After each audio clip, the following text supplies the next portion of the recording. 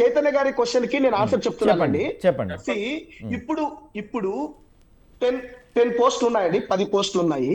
10 పోస్టులలో 12 మందినో 15 మందినో పిలిచారు. పిలిచిన తర్వాత పోస్టులు ఉన్నది పోస్టులు 10 మంది. 10 మందిలో టాప్ 10 ర్యాంకుల్లో 2 అనర్హులు ఉన్నారు. వాళ్ళ యొక్క సర్టిఫికేట్స్ సరిలేవు, లేదంటే వాళ్ళు టెట్ క్వాలిఫై కాకుండానే ఎగ్జామ్ రాశారు, లేకపోతే గనక వాళ్ళకంటే రిజర్వేషన్లలో హారిజెంటల్ రిజర్వేషన్స్లలో వాళ్ళు లేకుండా ఉండొచ్చు. వాళ్ళని పక్కన పెట్టి కిందికి వచ్చి కింది ఉన్న వాళ్ళని పైకి తీసుకుంటారండి. ఇప్పుడు 11వ వాడికి జాబ్ ఇచ్చారు, 10వ వాడికి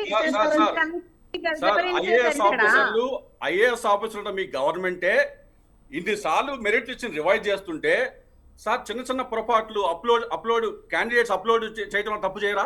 ఐ మీన్ వాళ్ళకి ఇంకో అవకాశం కూడా ఇవ్వరా? అంటే స్టేట్ ర్యాంకు నేషనల్ ర్యాంకింగ్ వచ్చిన స్పోర్ట్స్ కోటా వాళ్ళకి కూడా మీరు సర్టిఫికేషన్ అప్లోడ్ చేయడం తప్పు చేశారని చెప్పి చేస్తారా? గవర్నమెంట్ ఏమో గవర్నమెంట్ లో ఎంతమంది అధికారులు ఉంచుకొని గవర్నమెంట్ ఏమో ఇన్నిసార్లు రివైజ్ చేస్తుంది మెరిట్ లిస్ట్. అవునండి, నేను నేషనల్ లో గోల్డ్ మెడల్ వచ్చింది నాకు. నేను national gold medal certificate submit చేయకుండా రాష్ట్ర స్థాయిలో గోల్డ్ మెడల్ సబ్మిట్ చేసి నేను పెట్టడమేమో నేషనల్ స్థాయిలో ఆడానని చెప్పేసి అంటే దానికి ఏమన్నా అర్థం ఉందా అండి? చెప్పండి. నేషనల్ గేమ్ ఆడిన చెప్పేది గవర్నమెంట్ లో ఉంటూ ఐఏఎస్ ఆఫీసర్ గా ఉంటూ మీరేమో 100 సార్లు మెరిట్ లిస్ట్ మీరు రివైజ్ చేయొచ్చు, కానీ ఇంకొక అవకాశం ఇవ్వడానికి మీకు అధికారం లేదు. You don't even have.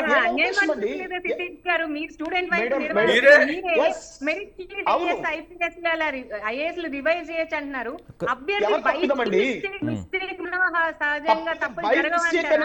అవునండి, బై మిస్టేక్ నేను ఏ క్వశ్చన్ పేపర్ రుద్దాల్సింది బి క్వశ్చన్ పేపర్ రుద్దినానని చెప్పేసి మిస్టేక్ అంటే మీరు కన్సిడర్ చేస్తారా? మీ గవర్నమెంట్ గ్రామవార్డు సచివాలయాల్లో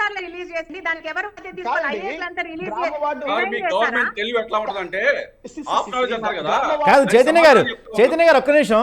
చైతన్య గారు అంటే మనం క్వశ్చన్ అడిగి ఆన్సర్ చెప్పే వరకు వెయిట్ చేద్దాం. ఒక్క నిమిషం ఆన్సర్ చెప్పనివ్వండి ఆయన. గ్రామవార్డు సచివాలయాల ఉద్యోగాలు జరిగినాయి నోటిఫికేషన్.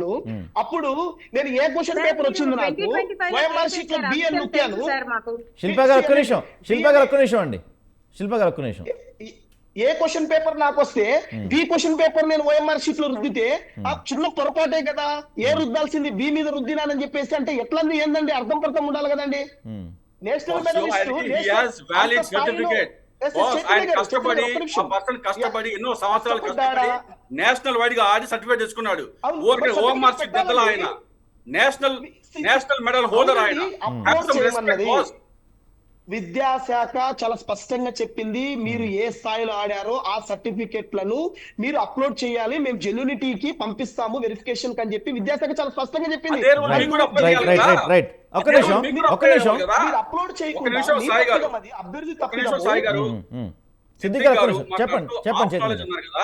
మీ ప్రభుత్వం ఎంత హాఫ్ నాలెడ్జ్ అంటే